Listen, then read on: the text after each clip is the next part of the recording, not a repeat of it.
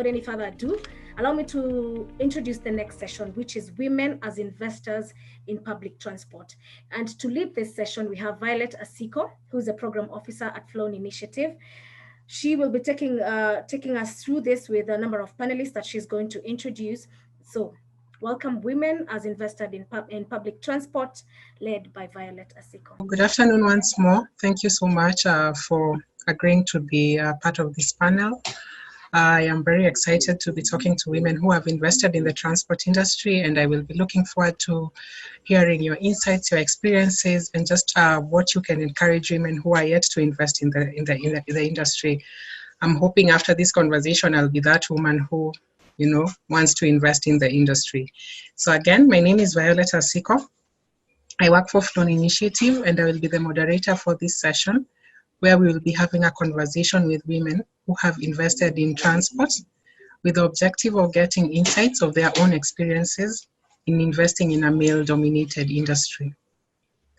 Just to give a little background about Kenya. So in Kenya, the proportion of women who have invested in public transport is still unknown, or even in transport itself. And this is due to the general lack of data in the transport sector. But the research, the Institute of Development Studies suggests that these are few and are about 1% and below. This is in spite of the fact that the transport sector in Kenya is one of the largest sector and contributes between 5 to 15% to the gross domestic product. One of the most requested sessions from our previous conferences has been inviting women who have invested in the transport sector. And so this afternoon, I am joined by 3 ladies who have invested in the industry and are happy to share their trade secrets. And hopefully, this will be the start of more women joining the industry as investors. So again, welcome, Karibuni Sana. Amrita, Karibuni is welcome. That's how we say welcome here in Kenya. So we have Elizabeth Njoki. Elizabeth Njoki is a co-owner of a public transport vehicle, which is referred to as a matatu or matatus in Kenya. And she's successful and enthusiastic about the transport industry, and particularly the matatu industry. She has over 10 years experience as a stage manager and a conductor. Njoki is also the chairperson of the Women Working in Transport Association that is hosted by Flown Initiative. And she has been featured in Voice of America and Business Daily as a successful woman in the public transportation industry. Secondly, we have Amrita Gupta. Amrita Gupta is a social science researcher and holds a master's in sociology and public health. She has over 12 years experience in research, and her areas of specialization include gender and vulnerable communities, women and young people's health across different regions in India. Amrita is the Program Director, Research, Advocacy and Communications at Azad and Saha, which enables women to access livelihoods with dignity in the transport sector in India. Next, we have Nerika Kuguru. Nerika is the CEO and design lead at Abiria, a payment solution for the public transport sector, and she has 10 years working experience in Africa, Asia, and Europe at leading creative agencies in strategic design and marketing roles.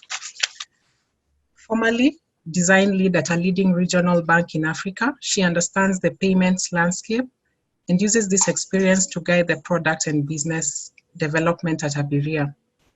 She has used her skills as a creative critical thinker and problem solver to scope out user experiences that meet the expectations of all key stakeholders in the public transport ecosystem.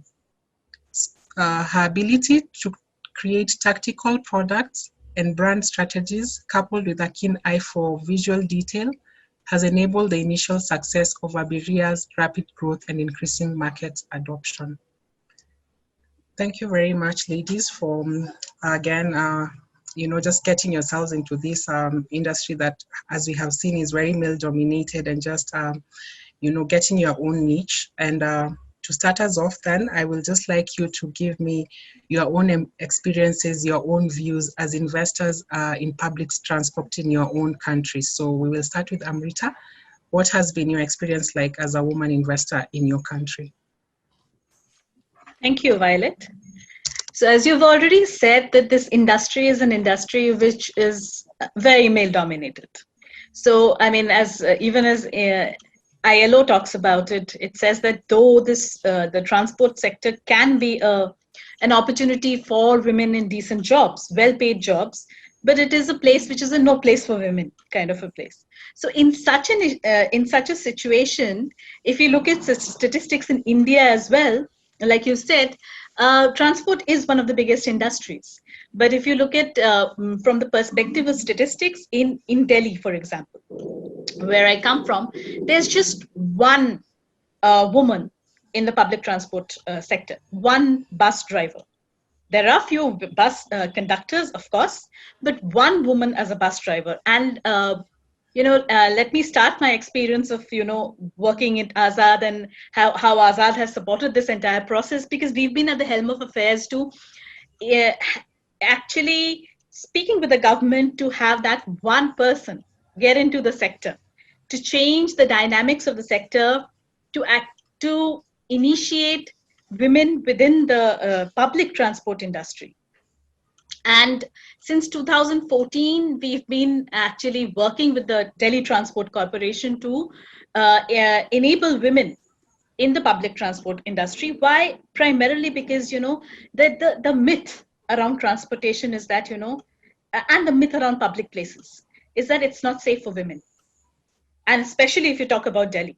So why not break the myth by saying that more women in public spaces, more women in the transport sector, more women driving the buses, more women driving cabs commercially, and make it more safe for other women. So in that, as in pursuance of that, we had initiated this conversation with the public transport in Delhi, sector in Delhi, to initiate women as transport professionals, as bus drivers. And since 2014 till 2020, we have that one person. And that one person has, and it's not about technical qualities. It's not about capabilities. We sent some 10 women. They did their training, and you know why they were rejected? They were rejected because they didn't meet a height criteria. They didn't meet a certain height criteria. And in a country where malnutrition is and women's malnutrition is something that's an established fact, we set a height criteria to measure acceptance of women. And in a situation where we are talking about automation has changed the world, we are not talking about adjustability of why did we have the height criteria? Because the bus seats were not adjustable. We are not going to talk about automation. We are not going to talk about adjustability of bus seats, but we're going to talk about height of women. So, I'm talking about gender segregation. So, and I'm going to be talking about this continually because this is the structural problem with the sector. That the sector has a gender segregation where it says that even women whom we train, 85% of them say that even after getting trained as a woman driver, as a professional, they face that thing that, this is not a sector for women. This is a man's job. So we are here to break that gender divide. And we need a movement to break that gender divide. Because, if we do not create that movement, transportation as a potential for employment is also a potential to boost women's workforce participation, which unfortunately is very low around the world and in India has been declining over quite some time. So for us, transportation is not just a step in inclusion, it is also a way to potentially boost women's overall workforce participation. That's how we look at investment in public transport. And we are not looking at investment in terms of only monetary investment. We are also looking at investment in terms of policy investment. The moment you are investing within the transport sector and enabling something called gender mainstreaming, that is when the transport industry will start becoming more gender sensitive. And that is the aim with which we have been working. Thank you. Thank you, Amrita. Nerika, please go next. The same question. What has been your experience as a woman investor in the public industry in Kenya, public transport industry? I think, as you mentioned, the industry is very male dominated. So the main thing I've noticed is when you do go to a lot of meetings, for example, with SACCOs, with high level decision makers, you are usually the only woman in the room having a conversation. And a lot of times people will not want you to speak, or they'll not think you have anything of value to add to the conversation. So you really have to balance between making your points known, but also not getting to a point where people no longer want to speak to you because they feel that you are hard-headed or difficult to deal with. And these are just things that they will use to describe you, while, let's say for myself, my co-founder is not considered the same if he mentions the things that I would mention. So I think it takes a lot of navigating gently with people in a way where they let you into the room, you listen to everything they have to say, and you find the right moments to speak, but you know that you are never truly free to say what you think or have a constructive argument with anybody, because arguing is unladylike, and that's not what you should be doing. And you should be happy to be allowed to come into a room with all these men and have a voice. So I think as an investor, one thing I've noticed, and I mean, all we do is enable payments. We don't really own any vehicles. We're trying to simply create a enabler for cashless fare collections. And still in that conversation is the question of, are you capable? Are you somebody who understands our industry? So there's a lot of prejudice in terms of your capability, in terms of your understanding, in terms of your ability to execute. And I think it's mostly because it is a male-dominated industry. And so they're used to getting their answers and their solutions from other men. So when a woman comes forward with a solution that works, their question is not, does it work? The question is, how do we know that you are able to deliver something that works? And so I think, like I said, it's just a matter of navigating very carefully, and a lot to do with proving the viability of what you're presenting. So it's a lot of indicating, I can do this. So give me an opportunity, I will make it work. And once it works, you can see them slowly turning around, but the prejudice never really disappears. It just reduces a bit, because now they understand that you do know what you're talking about. And there is a lot of thought and a lot of hard work put into whatever it is that you're delivering to them. So the solution or the services. So I think it's difficult, but like with all culture, it's going to take quite a while to change. And I've just tried to master patience when it comes to this, because sometimes trying to be very aggressive in the end just keeps me out of certain rooms, and I need to be in those rooms to be able to make some headway for my business. Thank you so much for that, Nerika. Njoki, could you please share your experience as an investor in the public transport industry? Yeah, with me, I would say it's not easy, because before I started investing, I was pulled down by men. First of all, because I was a conductor, then a stage manager. They had to challenge me, not believing that I can make it. So I had to work more, even harder, to prove to them, even me, I'm able to do it as other people can do it. And it has been so much challenging, because even my relatives would call and believe that if you are a woman in the matatu industry, you are a spoiled woman, you are not a wife material, you are not able to bring up kids. But I had to prove to them, with the big encouragement that we had from Flow Initiative, it has made me move on, and I've made it.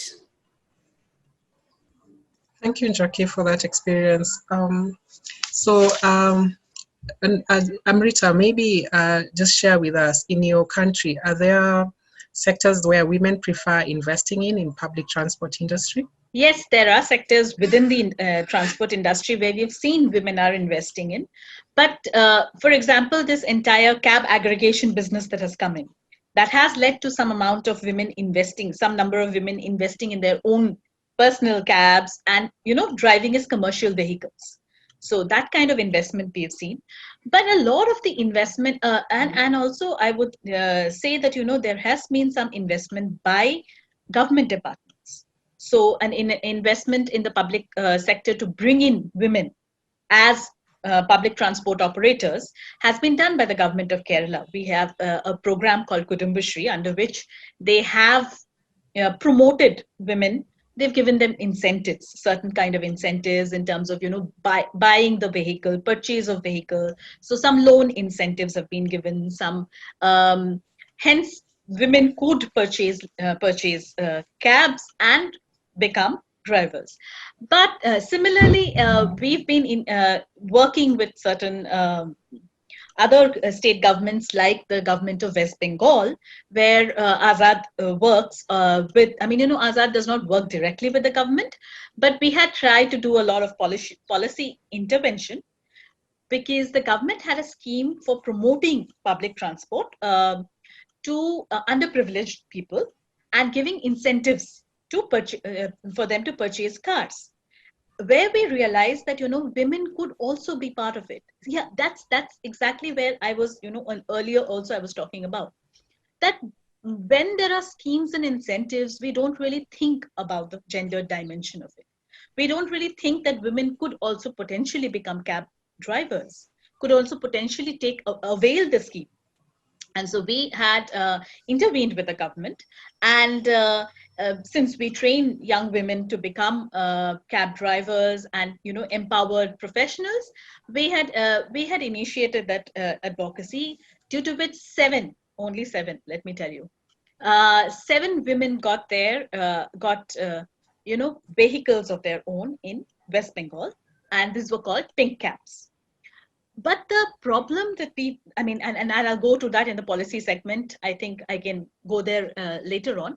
But the thing is that, there is the government, there are the cab aggregators, there are initiatives also by, people like Azad, similar initiatives like people like Azad. There are NGOs and social enterprises who are promoting training of women in this sector, training of women as cab drivers, as bus drivers, as mechanics. So there is a potential, there's a huge potential, and women are very interested, because when women see that they can create like a ecosystem of support to a certain extent. So they are there as cab drivers, they're there as mechanics, they're there, and there are some corporates who've started initiating them some kind of so they're promoting such initiatives by hiring women as logistics drivers, women as forklift drivers in their initiatives. So there is, I would say, an attempt is being made, definitely, but the attempt needs to become a collective effort. It needs to get into a collectivization to a large extent for a larger initiative to come into place. Thank you, Amrita. Njoki, could you speak for Kenya? Are there sectors you've seen women prefer investing? Yeah, in Kenya, women prefer investing, but we are very few of us due to lack of support. You'll see women are willing so much to invest in boda, tuk-tuk, long distance, but they don't have that big support. For instance, even it's like those financing us they're not willing to support us as women. So they think that you cannot even be able to pay the loans and what have you. Some of them will even want to know your marriage status before funding you the cash to invest. Okay. So Nerika, in your circles, now that you're in the cashless payment, have you met with other women who've invested in the public transport in other capacities? Yes, I think initially Ubers were quite common amongst some people I knew in my circles, and also borders. But one thing I found was that constantly the problems that they were facing were the men who rented the vehicles from them. They would always create a tussle when it came to making payments back to the women. So I buy the vehicle, I loan it out to this person to drive it through the day. We share the profits. At the end of the day, we're having arguments about, me getting my cut of the payment. So it becomes very difficult to enforce targets or to enforce in terms like revenue goals, because the people you're dealing with, I think there's that level of lack of respect for you as a business person. So they don't feel that they have to give you your share of the money. They feel that they're doing all of the work and they don't really fear you in any way. So they really take advantage of that, I think, power dynamic to take advantage of women who try to invest in these other modes of transport. So I do know those are popular, but I do know a lot of people who in the end let go of the business because of the constant struggles when it came to getting their money back. Still on the same, would you know why women would prefer investing in those areas and not others, like maybe the matatu industry? I think they perceive them as being easier to manage. It's a more controlled industry. I think the matatu sector is very informal. So you don't have any kind of formal agreements with your employees. You just have like a target system. So whatever they collect is they collect a certain amount of money, they give you your target, they keep the rest. So even maintaining the vehicles becomes quite expensive. So I think it just became, in terms of management, you're dealing with one person. You don't have an oversight body like a SACCO, which might also create a few extra hurdles for you if you're a woman. So it becomes more of a personal business without so much oversight or overhead expenses, compared to perhaps a matatu where you're dealing with a SACCO, you're dealing with the police constantly stopping your vehicles on those extra costs. You're dealing with multiple touts, multiple drivers. So it becomes very hard to control your business in that sense. So I believe that's why a lot of them would prefer a boda where they deal with one person, or a taxi where they're dealing with one person. Yeah. Okay. Amrita, is it the same case in your country that women prefer the more formal industries, investing in the more formal industries? Yeah, I mean, women would prefer to invest in a cab business, for example. Definitely, it's easier for them to, but because of the fact that women are not recognized as people who can take an investment and make good of it. So that's very something that Elizabeth Najoki talked about. Yeah. The issue of that the gendered mindset, where we think that women can't, and also lack of support systems. I would say, I would add to that, lack of social security nets, support systems that actually help women to make good of that additional investment that they've made. So is the government supporting them to a certain extent? Are there supportive ecosystems where where the family actually supports so it's an investment, it's an asset, right? But is the family actually enabling or seeing that as an asset and helping the woman make good of that asset? Because of our system, our structures are such that women always have to take care of their home front, have to be bearers of unpaid care work. So that impacts the amount of potential work that they put in to make good of the asset. If they have to pay the bills, if they have to pay the EMIs, if they have to pay the asset, run the cab, as well as pay its petrol costs as well. So then how are they going to make good of how are they going to break even with the asset? If they are pulled back